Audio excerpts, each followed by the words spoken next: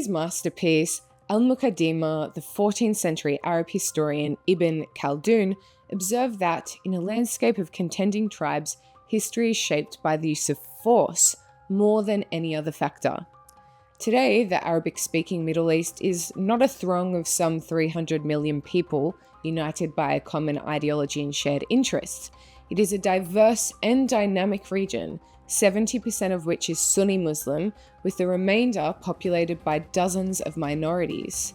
Syria, with its own Sunni Arab majority of 70%, may be representative of the region demographically, but it is distinguished by the rule of a minority Alawite sect, an offshoot of Shia Islam. In recent days, a surprise rebel offensive has managed to capture Aleppo, Syria's second largest city, and now threatens to seize more territory. The swift, Turkish-backed blitzkrieg has exposed the Ba'athist regime of Bashar al-Assad to its most serious challenge since the outbreak of the Syrian revolt more than a decade ago. The Assad family temporarily absconded to Moscow until the immediate danger of Damascus being sacked had passed.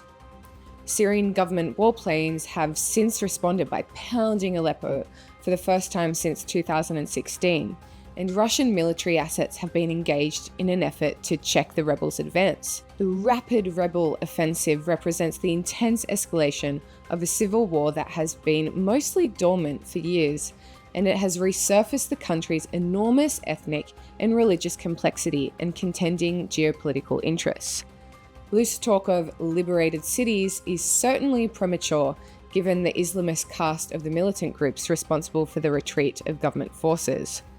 The rebel alliance that has taken Aleppo is led by HTS, Hayat Tahrir al-Sham, or the Organization for the Liberation of the Levant, with some 30,000 fighters.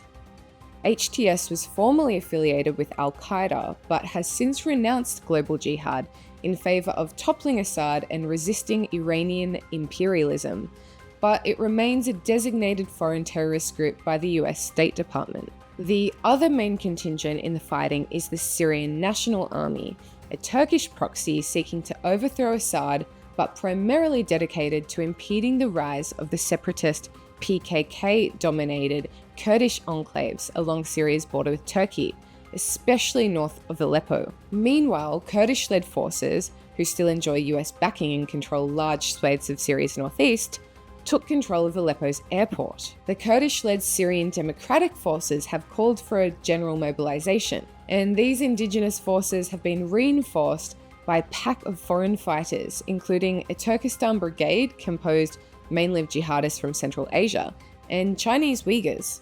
The main question hanging over the trajectory of the battlefield concerns the staying power of the Syrian regime and its foreign backers. The timing of the rebel assault suggests an attempt to take advantage of the battering sustained by Assad's regional allies in recent months. Iran's Islamic Revolutionary Guard Corps and its Lebanese proxy militia, Hezbollah, have been the main props supporting Assad's dictatorship, and both have now been dealt heavy blows by Israel in response to their coordinated aggression. Since Israel neutralized Hezbollah's leadership and upper echelons while aggressively striking at Iranian targets inside Syria, the Assad regime has never looked more vulnerable. A little more than a year after October 7th, the Assad regime has been reduced from a formidable power to a weak horse. The transformation seems to have persuaded the Turks to take advantage of a historic opportunity that has unsettled the established order. Past reports of the death of the Assad regime have been grossly exaggerated, and it would be rash to assume its inevitable demise now. But it will almost certainly be a further diminished force without the monopoly on violence that is the essential precondition for a functioning state. The resulting power vacuum will leave Ankara with a potentially dominant role in Syria's future, and Turkey will seek to exploit Syrian weakness by evicting Russian forces and wiping out the Kurdish opposition. The American position in Syria will be harder to figure. At the time of this writing, US airstrikes are hitting Iran's proxy militias in eastern Syria. The small US garrison, which has been gathering intelligence and conducting counter-terrorism operations since the anti-ISIS campaign, will keep an eye on the spread of mayhem, lest it lead to a revival of the Islamic State. Whether America's presence will continue under a second Trump term is anyone's guess, but those who have been calling on the US to shutter its forward operating bases on the eastern bank of the Euphrates should consider the recent history and strategic landscape of this vital region. The Assad regime has always gambled that its power would be best preserved not by political or economic reform, but by fomenting armed resistance to America and Israel. This bellicose posture was based on the calculation that the Arab masses would tolerate oppression and cruelty, but that the regime could not survive if it gave up its permanent war with the Jews. In his first-rate book, The Syrian Rebellion, the late scholar Fuad Ajami summarized this destructive attitude with the words, "Let them eat anti-Zionism." For years, this strategic hunch seemed to be paying dividends. In its long shadow war against the American-led regional order, the Islamic Republic of Iran and its Syrian client burnished their anti-Zionist and anti-American reputations in the region by driving a wedge between America's Arab allies and their peoples. After the liberation of Baghdad by the US in 2003, Tehran sought to defeat the American project by arming the Shiite militias, killing US troops and their Iraqi allies. Syria's role in that conflict was less well known, but just as pernicious. At one point, US military sources found that more than 90% of the foreign fighters in Iraq were entering through Syria. Damascus International Airport became a key transit hub for jihadists, who descended on the Syrian capital, from which Syrian intelligence ferried them to the Iraqi frontier. Neither Syria nor Iran ever suffered any serious repercussions for their war on Iraq's nascent democracy. But when the protests sweeping the Muslim Middle East reached Syria in 2011, the Assad dynasty was at last given good reasons to worry. Since the inception of the modern Syrian state, it has ruled through brute force, believing it had reduced a once proud people to submission. For the ruling caste, any prospect of democracy would be a death knell, not only for the Alawite regime, but also for the entire community in the historical Alawite homeland along the coastal mountain range. The fearful Druze and Christian minorities who threw in with the military despotism harbored similar fears about the harsh Islamist implications of popular rule. But the revolt against the old order suggested that the strategy of sating a restive population with Jew hatred had run its course. Syrians no longer wanted to live in a prison state. The subsequent clash between Syria's ruler and the Sunni majority rapidly became an internationalized civil war. Supported by its Iranian and Russian allies, the Syrian regime enjoyed a preponderance of power in that bloody struggle while the US administration hesitated. Assad's forces resorted to undisguised sadism to crush the rebellion and used every means at their disposal to do so, including torture and collective punishment. It's not for the faint of heart, but for an illustration of the regime's extravagant cruelty, consider the fate of 13-year-old Hamza Ali al-Khatib. The consequences of Assad's campaign were unambiguously ghastly, a death toll of more than 500,000, nearly half of whom were civilians, more than 13 million people driven from their homes, 6.6 million of whom now live outside Syria, and the incubation of a sectarian proxy war between Sunni and Shiite jihadists, while the Shiite Hezbollah and the Iranian Quds force fighting on behalf of Assad, while the Islamic State carved out a hellish caliphate in the vast desert along the Iraq-Syria frontier. The emergence of Russia as a global power helped save the regime on the diplomatic front as well as on the battlefield. And all of this came to pass without the intercession of the United States, despite President Obama's explicit warning against the use of chemical weapons a year after the unrest began. But when Assad defied America by violating that taboo almost exactly a year later, Obama flinched. In August 2013, regime forces fired rockets containing the nerve agent sarin into the Damascus suburb of Ghouta, killing some 1,100 civilians in one of the worst savageries of an already barbaric war.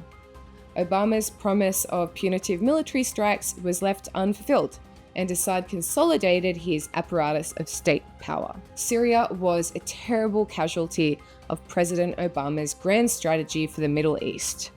During his second term, it became clear that his objective was to create a geopolitical equilibrium that would balance traditional American partners like Saudi Arabia and Israel with the Islamic Republic of Iran. This gambit, it was hoped, would bequeath a new regional security arrangement to alleviate the sectarian conflict, then scorching the earth from Beirut to Baghdad.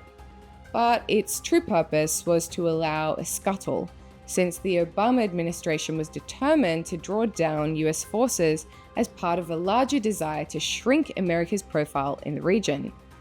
Accommodation with the clerical regime in Tehran and its only client in the Arab state system was the price of that bargain. So, when the Syrian dictatorship called the American president's bluff, it was allowed to emerge unpunished and emboldened. The key Arab regime in the Iranian resistance bloc now appeared to be the strong horse in the struggle for mastery of the Fertile Crescent. Across several fronts, Iraq, the Persian Gulf, Lebanon, the Palestinian territories, and Israel, a Middle Eastern Cold War was taking shape that, for all the violent rhetoric and martial slogans against foreign infidel powers, would inflict vastly more damage on the Arab-speaking peoples of the region than on anyone else. But from the perspective of the despots desperate to undermine the regional order, a great feat had been achieved. The Americans had been reduced to bystanders. Since the uprising against Assad began, he has answered foreign and domestic critics with the self-satisfied assurances that coercion and repression are the currency of stability in his part of the world, and that his brutal rule is the lesser evil. Successive US administrations have accepted the proposition that, if he fell, Assad would either be replaced by a Sunni Islamist regime or a failed state. In either scenario, the prevailing view in Washington was, and remains, that Syria would become an even more dangerous and tormented country, more likely to export violence abroad. The more prudent course of action was, therefore, to stick with the devil we know. That analysis never withstood scrutiny, and it looks downright fanciful today. First, because Islamist terrorism depends heavily on the succor of autocratic regimes and their intelligence apparatus. It is not some marginal force in Arab life, but the culture of tyranny that has spawned the pathologies of terror. Second, after a decade of war, even casual observers began to notice that the most powerful forces arrayed against the American-led order were not bands of Sunni holy warriors, but rather a constellation of regimes and organizations directed by Iran. It is the latter that has launched historic aggressions against American interests and allies, and which has torn Syria to pieces. For a generation, the United States has paid a steep price for misconstruing the Middle East. Many sins of commission flowed from its misunderstandings after the September 11th attacks, but those pale in comparison to its sins of omission. The greatest of these will always be its abdication in Syria, where ruthless predators were allowed to unleash horrifying carnage in a fight to the death, and it is where the diminishment of American power became palpable. Thanks so much for listening to this essay. It was written by Brian Stewart and published in Quillette on the 4th of December. You can read it for yourself. I've linked it in the description. Thanks for watching.